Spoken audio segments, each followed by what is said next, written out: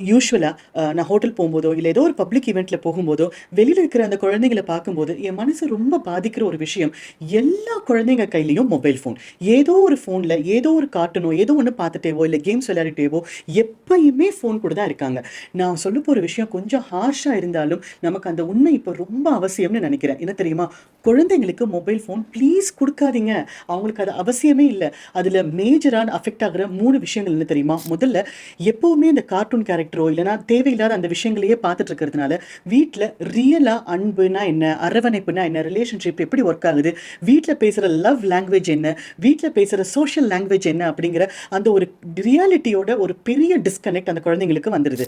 ரெண்டாவது social development. இந்த கார்ட்டூனே பார்த்துட்டு இருக்கிறதுனால அதுல நிறைய தேவையில்லாத வார்த்தைகள் யூஸ் பண்றதும் இல்ல அபியூசிவா ரிலேஷன்ஷிப் பேசுறதுனாலையும் பெரியவங்க கிட்ட எப்படி பேசணும், எப்படி ரெஸ்பெக்ட்ஃபுல்லா பேசணும் அப்படிங்கிறது நிறைய குழந்தைங்களுக்கு தெரியறது இல்ல.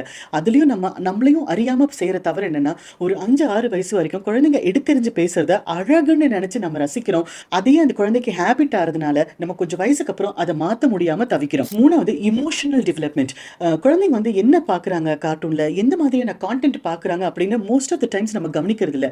அதனாலேயே வயசுக்கு அப்ரோப்ரியேட்டா இல்லாத சில விஷயங்களை குழந்தைங்க கிரகிச்சுக்கிறாங்க.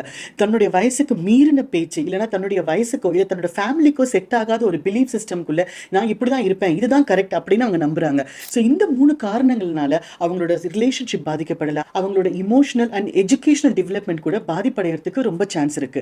அப்போ நம்ம குழந்தைங்க கையில போனே கொடுக்க கூடாதா, நீங்க வேற அவன் கையில போனை கொடுத்தாதான் நான் ஒரு 10 நிமிஷமாவது சும்மா உட்கார முடியும் அப்படின்னு நினைச்சீங்கன்னா, அப்படின்னு நீங்க சொல்றீங்கன்னா அதுக்கு பதிலா இந்த 3 விஷயங்களை பண்ணலாம். முதல்ல குழந்தைங்களுக்கு போன் கொடுக்கும்போது, குழந்தைங்க போன் பார்க்கும்போது நீங்களும் பக்கத்திலே உட்காந்து அட்லீஸ்ட் குழந்தைங்க எந்த மாதிரியான கான்டென்ட் பார்க்குறாங்க, அது அவங்களுக்கு ஏஜுக்கு அப்ரோப்ரியேட்டா சூட்டபிளானாவது நீங்க ஒரு பார்வை வச்சுக்கிறது ரொம்ப அவசியம். ரெண்டாவது, எப்பாடுபட்டாவது எப்படியாவது ஏதாவது ஒரு ஸ்ட்ரிக்டான ஸ்கிரீன் டைம் ஷெட்யூலை கொண்டு வாங்க. அந்த ஷெட்யூலை நீங்களும் ஃபாலோ பண்ண வேண்டியது ரொம்ப அவசியம்.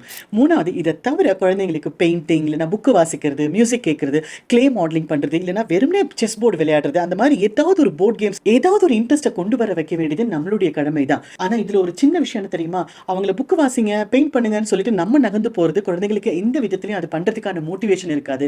நம்மளும் கூடவே உட்கார்ந்து அந்த ஒரு 15-20 மினிட்ஸ் இருக்கும்போது உங்களுக்குள்ள இருக்கிற பாண்டும் டெவலப் ஆகும். நீங்க சொல்ற விஷயங்களை குழந்தைங்க பாசிட்டிவா கிரகிச்சுக்கிறதுக்கு நிறைய சான்ஸ் இருக்கு. புரியுதுங்க? Parenting is not easy. இந்த காம்படிட்டிவ் வேர்ல்டுல பேரண்டிங் இஸ் நாட் ஈஸி. ஆனா என்ன பண்றது? ஆனா parenting is a huge responsibility that you and I chose. அதனால முடிஞ்ச வரைக்கும் நம்ம பெஸ்ட்டை கொடுக்கலாம். Enjoy parenting.